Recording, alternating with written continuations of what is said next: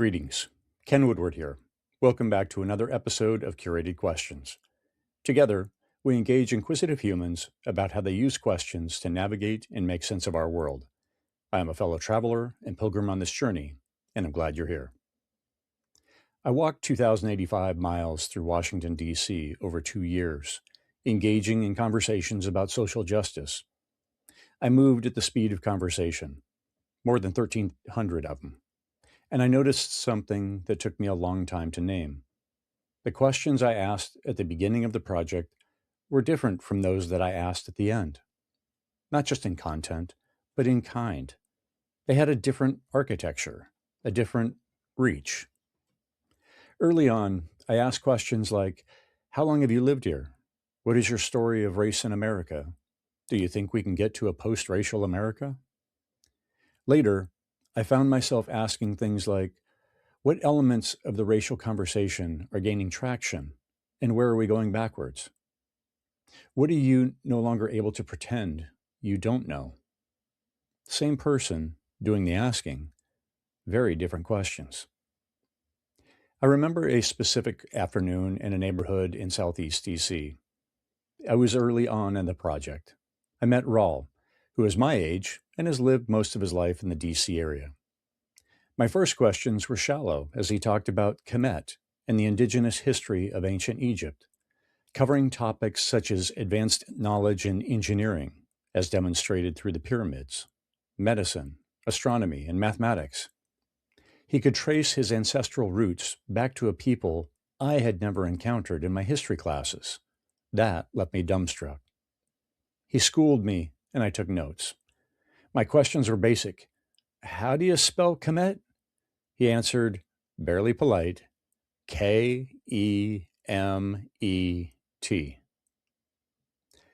I crossed paths with Raul more than anyone else on the walking project. In total, we bumped into each other 5 times. Each time, I had more experience talking with those who knew this deep history. I had done some of my own research. I had spent hundreds of hours in conversations across the city.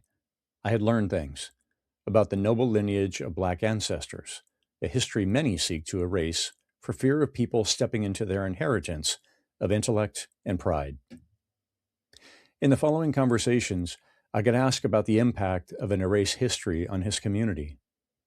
How does recounting this history help youth find their place in the world today? Same neighborhood, same type of person, completely different question. And the conversation that followed was one I still think about. I did not get better at asking questions by practicing asking questions necessarily. I got better by learning more about what I was walking into.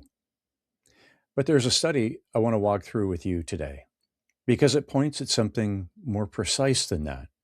It suggests that what changed my questions wasn't just practice, it was what I was learning about along the way. And the relationship between knowledge and questioning is not what most of us assume. We are trained to think of intelligence as the ability to respond quickly, correctly, with confidence. In school, the grade goes to the right answer.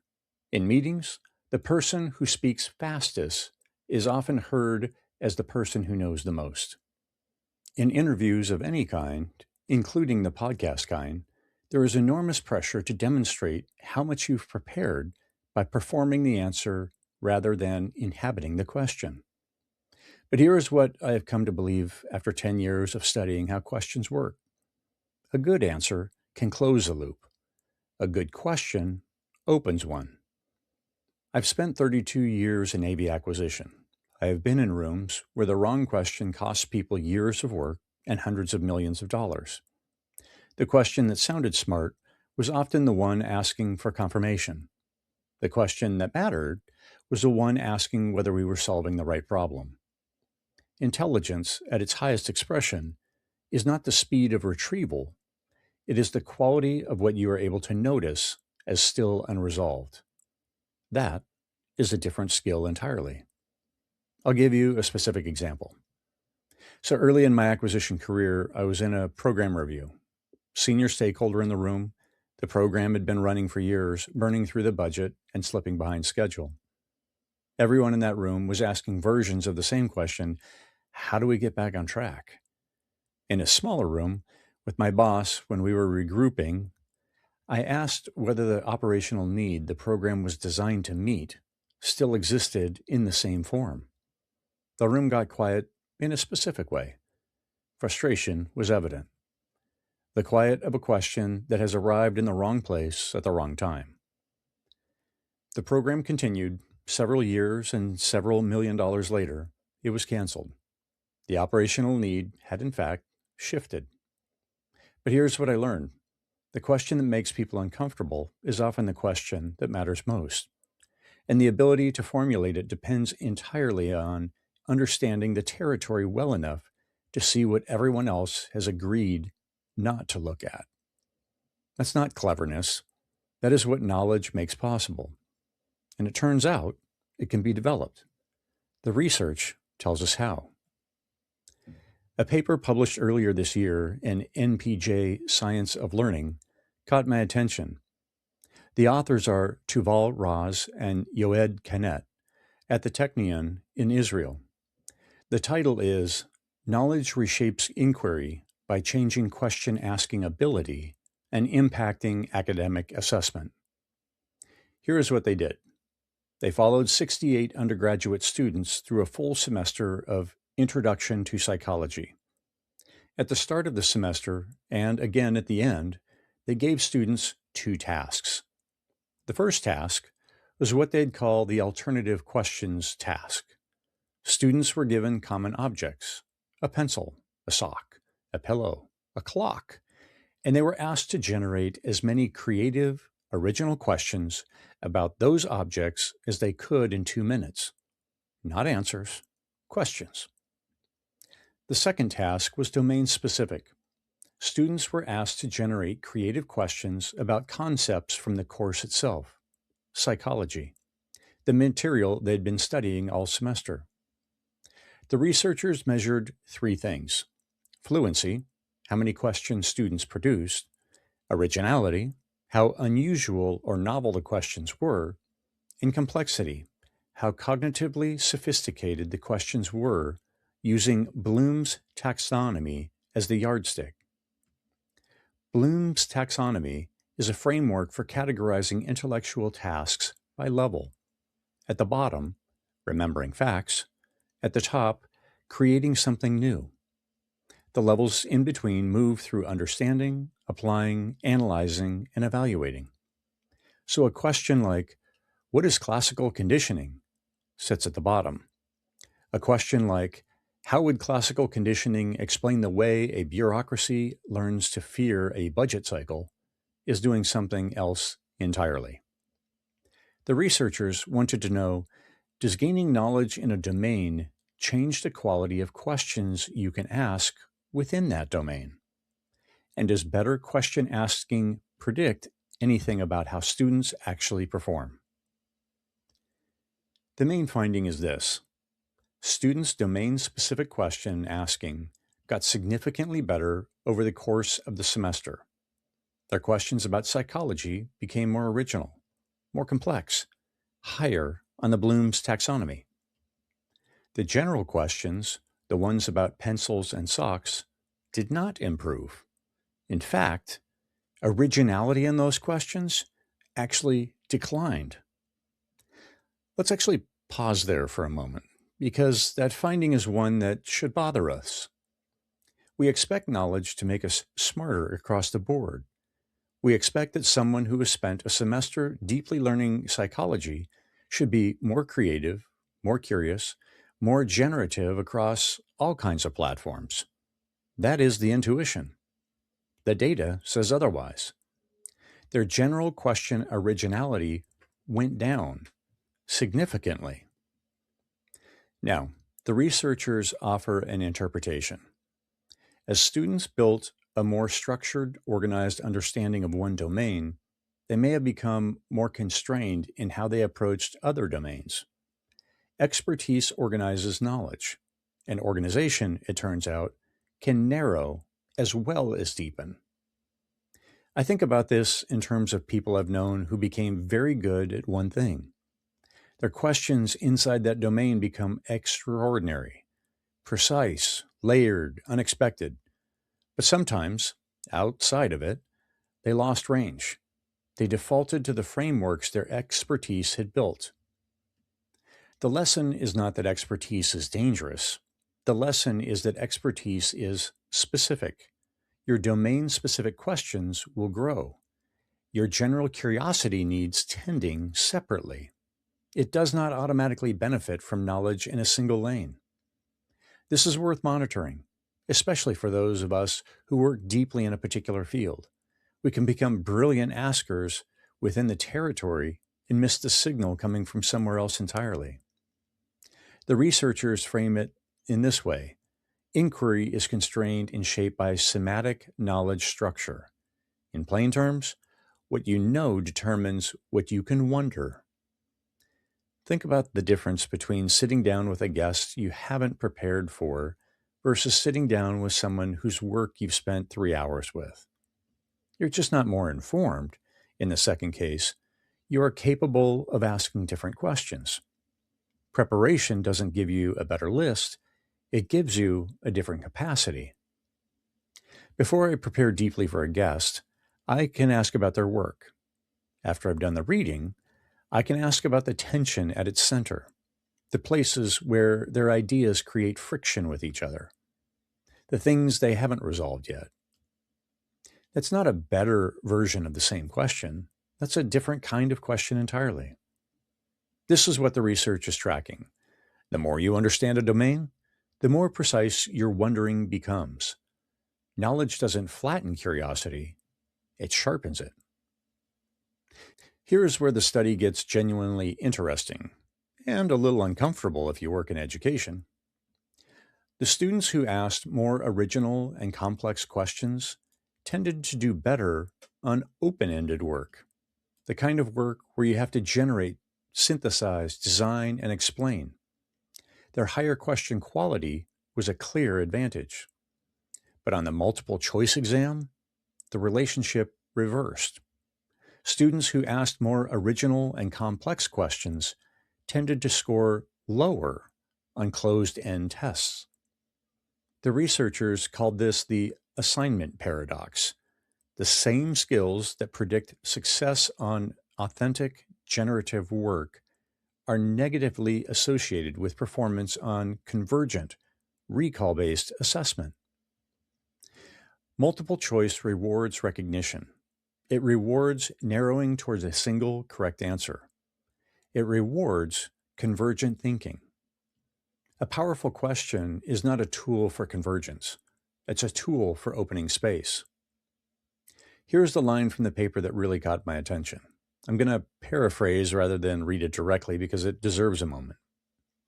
The researchers write that we are teaching students one set of valuable skills and then measuring them with instruments that reward an opposing set.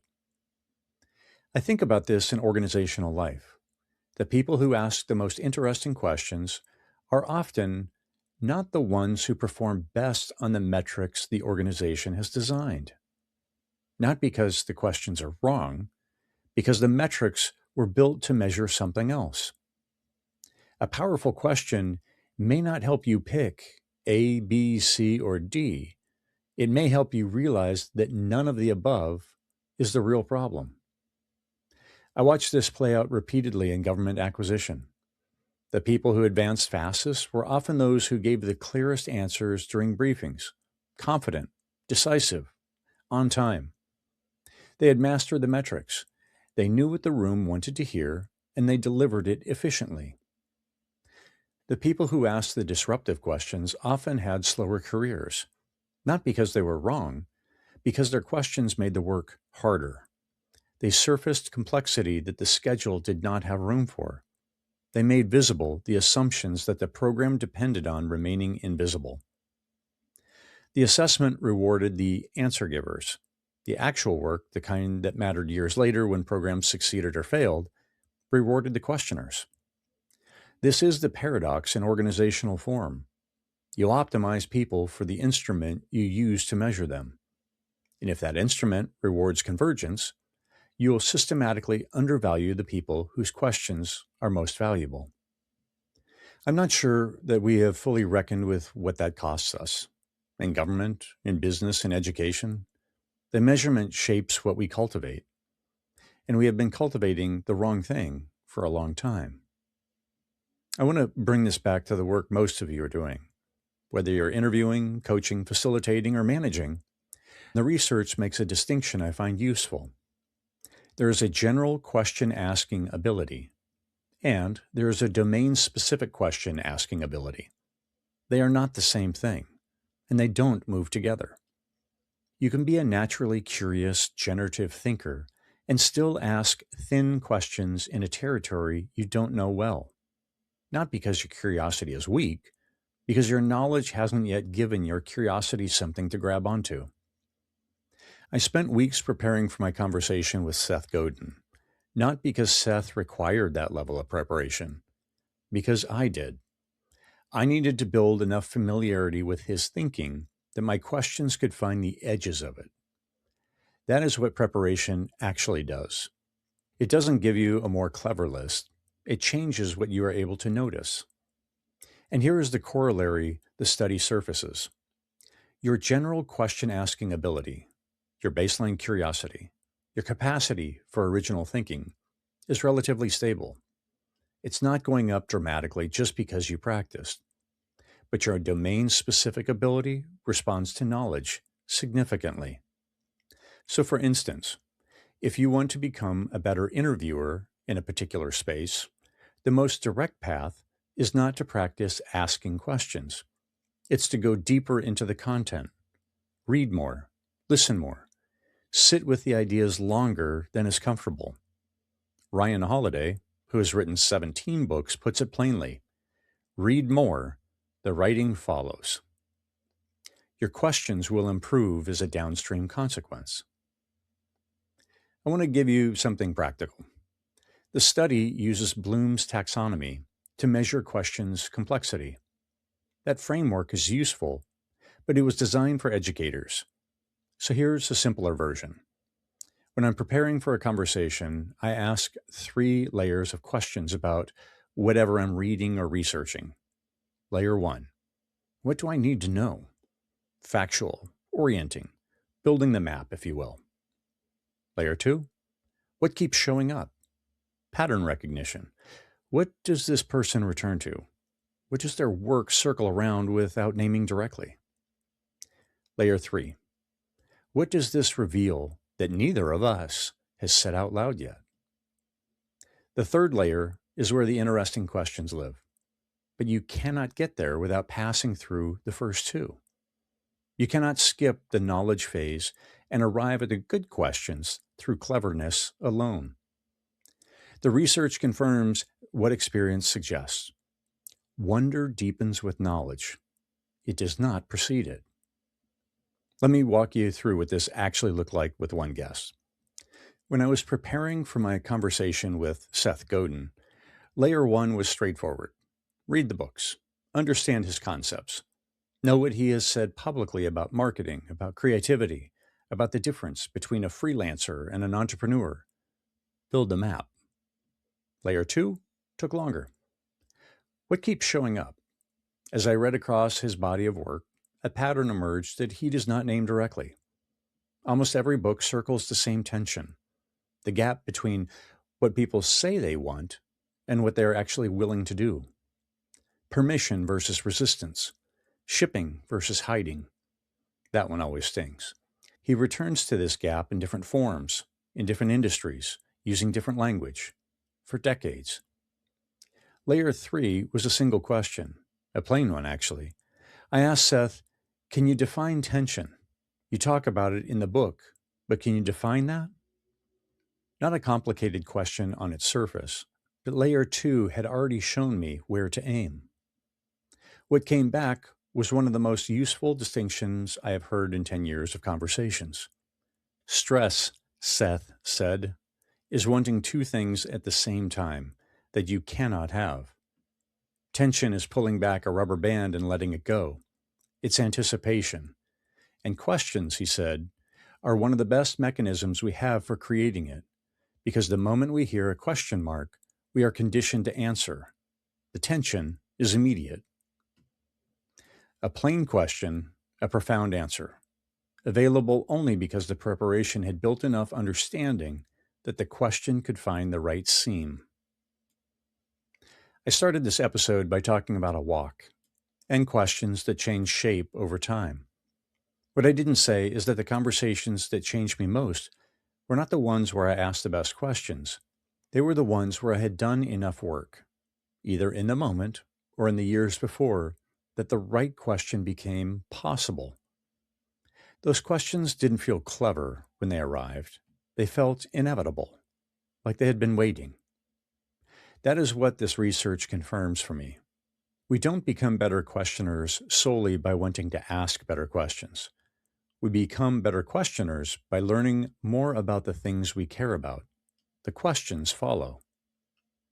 And here is what moves me about that finding. It means curiosity is not a fixed resource. It is a capacity that grows with knowledge. The more you know, the more precisely you can wonder. The more you can wonder, the more you can ask. And the more that you can ask, the more you and the person across from you can discover together. We become what we repeatedly learn. That is the question underneath this episode. What are you willing to know more about?